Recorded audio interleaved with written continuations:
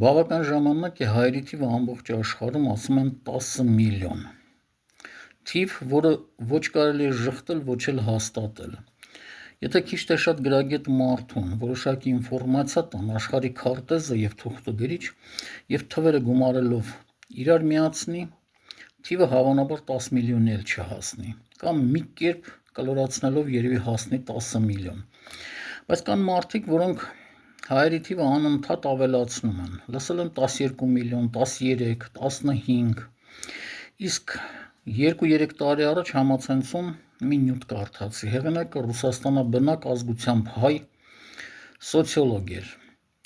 Ըստ նրա տվյալների Ռուսաստանում 30 միլիոն մարդ, դա Ռուսաստանի բնակչության 25%-ն է անում, ունի հայկական արյուն։ Նա հաշվել էր նրանց, ովքեր մաքուր հայ են, կիսով չափ հայ են, տատիկ պապիկով եւ այսպես շարունակ։ Բայց արդյոք այդ հայերը պետք են հայերին, կամ այդ մարդկանցից մեծ մասը։ Կամ ասենք Թուրքիայում մահմեդական համշենահայերի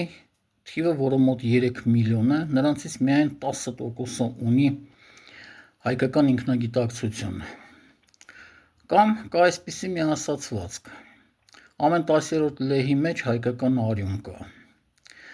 Այնպես որ թվերի հետ պետք չի մանիպուլյացիա անել։ Իսկ նյութը շարունակելի է։